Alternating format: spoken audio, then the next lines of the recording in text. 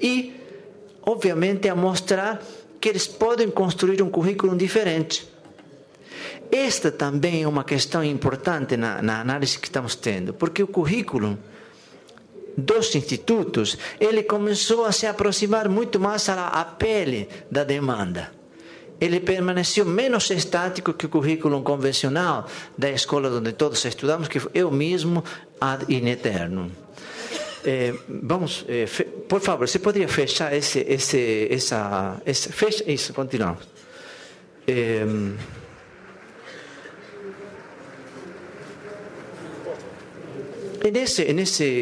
Nessa questão de discutir desenvolvimento, estamos falando de desenvolvimento institucional e começamos a discutir desenvolvimento econômico, que é a grande questão que pega na proximidade que tem os institutos que formam trabalhadores, mais especificamente, mais diretamente, com as variáveis do desenvolvimento econômico local. E aí nos encontramos com um problema importante, que foi como pensar estes institutos e seus planos de desenvolvimento institucional, porque não apenas eles deviam ser capazes de ler a demanda, como deviam se organizar internamente para atendê-la. Isto é, para atender matrículas, para contratar professores novos, cursos novos, perfis ocupacionais novos, que não existiam. E, de fato, a demanda era muito grande e em uma velocidade que imprimia às instituições um desafio de desenvolvimento institucional quase insuportável, pela rapidez como era. Nós temos, então, desenvolvimento institucional, desenvolvimento econômico e desenvolvimento econômico local, que é onde começa a ser mais direta e de pressão a relação que há entre educação e desenvolvimento. E há que se dizer, não há, pelo menos, escrito e divulgado uma sistematização aqui no Brasil sobre o que seja uma política de desenvolvimento. Eu acredito que os educadores da educação profissional e técnica estamos sendo atropelados por algumas concepções e manifestações do desenvolvimento econômico, do crescimento econômico, mas não é nada orgânico, nem nada organizado, nem nada pensado. Aparentemente estamos sendo atropelados por isso e dando respostas na mesma forma. Respostas do tipo, por exemplo, precisamos 70.000 técnicos de prospecção geofísica porque a Petrobras precisa. Isso é uma demanda emergente, mas não é nada orgânico, nem está nada pensado dentro do que sejam políticas de desenvolvimento. E isso afeta naturalmente o currículo, afeta as instituições, afeta o desenvolvimento institucional das instituições que trabalham, que oferecem educação profissional e técnica. Com esse dilema e pensando no PDI, que é o plano de desenvolvimento que tanto lhes cobram, o Ministério lhes cobra às instituições, nós começamos a ver de que maneira poderia se discutir isto. E fomos a fazer reflexões ainda mais para ver como podíamos traduzir leituras mais específicas, mais pormenorizadas da realidade, que ajudassem a elaborar o currículo e que essa oferta institucional não fosse uma oferta convencional, como era a tradição da oferta de instituições. Essa matriz, que parece uma engrenagem muito parecida com a imagem usada pela professora Diana, que é a educação é a engrenagem que moverá a engrenagem do desenvolvimento e, portanto, gerará uma matriz e uma oferta diferente de trabalho para os trabalhadores. Esse modelo é um modelo interessante, que nós graficamos dessa maneira, mas nos animamos a pensar de uma outra maneira. Eu sou muito ruim com isso, desculpe.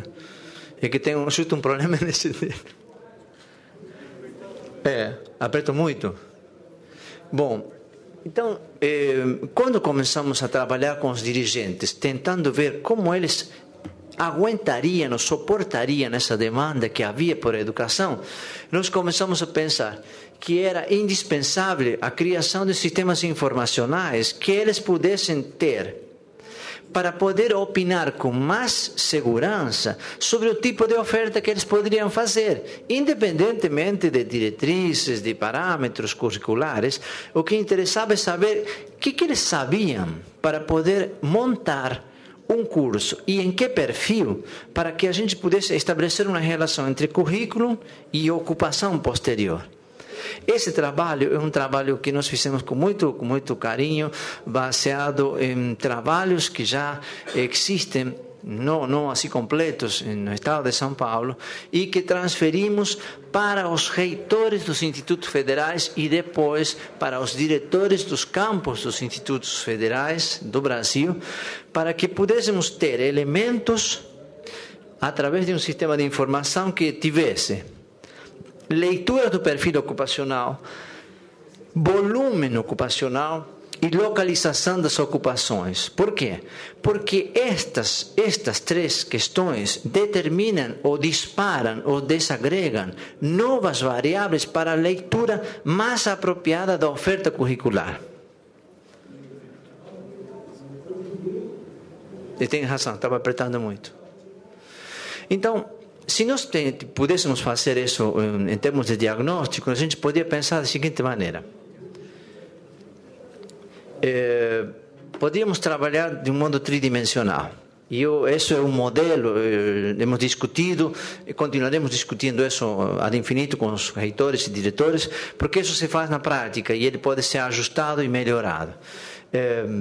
Nós trabalhamos essas questões tridimensionais do diagnóstico pensando que um diretor que é capaz de pensar uma oferta educacional para trabalhadores que querem se qualificar nos institutos deve pensar que isso passa por uma dimensão de conhecer isto, que é o potencial local de ocupação está determinado por essas variáveis,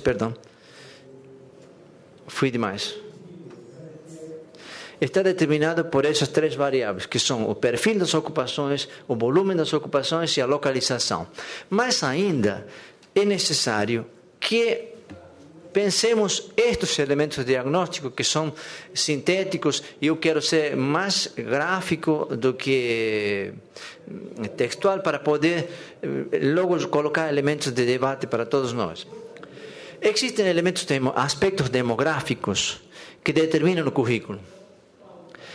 Apenas para termos uma ideia sobre a importância disto, se nós temos uma leitura da população, do que acontecerá com ela, ou do que temos com ela, e de seu nível educacional e de sua classificação, nós poderemos ter absoluta certeza de que parte do problema já está resolvido. Mas olha que curioso, sabiam que em 2050 há projeções de que a população brasileira será a mesma de 1985? Aí eu fiquei assim pensando, gente, que coisa mais grave é isso? Ou que coisa mais boa? Não sei. Mas você vê que incerteza. Em 2050, há um pronóstico, uma projeção da população, que haverá um decréscimo, uma regressão, que nos levará a uma população de 1985. Bem, por um lado pode ser bom se mantém os investimentos, por um lado não sei o que seria, sobrarão escolas, sobrarão professores, o que será que haverá? É um dilema, porque isso provocará um reajuste enorme em termos de demanda demográfica, em termos de demanda educacional, em termos de distribuição da demanda educacional por sexo, por exemplo, e por localização dessas populações. Mas ainda, se olharmos para a segunda variável, e falamos que são três, para a variável econômica, sobre o comportamento dos setores agropecuário, da indústria e de serviço, e como se distribuem as ocupações por esses setores econômicos.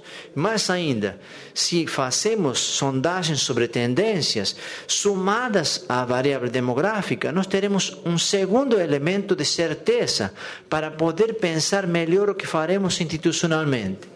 E mais ainda, se estabelecemos as relações demográficas com aspectos econômicos e as relações de emprego formal e distribuição desse emprego por faixa e nível educacional, é muito provável que a escolha dos cursos e os elementos para a escolha de uma proposta de currículo estejam mais bem fundadas do que aquelas que tradicionalmente constituem a oferta das instituições, que são geralmente preenchidas por influências partidárias, influências locais, influências de poder local, e os dirigentes institucionais não podem estabelecer outras relações que aquelas de pressão local.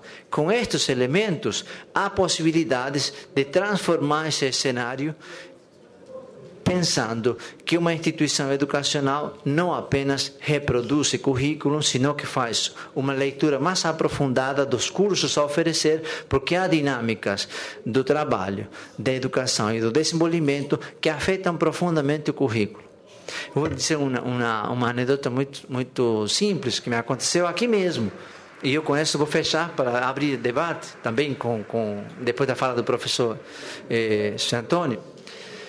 Eu estava sendo trazido do aeroporto para a cidade de Joinville. Do aeroporto para o centro. E o motorista vinha conversando comigo. E eu, supostamente, sou um professor e ele é um motorista. E os assuntos são futebol ou algum assunto que aproxime a gente. E ele me disse assim: você sabia que eu sempre quis estudar? E eu pensei, e não soube o que dizer. E digo, você não estuda por quê? Não, eu vou estudar. Eu estou podendo estudar agora e eu vou estudar. Digo, você vai fazer segundo... Olha a besteira. Você vai fazer segundo grau? Ele fala assim, não, eu tenho segundo grau. Eu quero fazer uma universidade.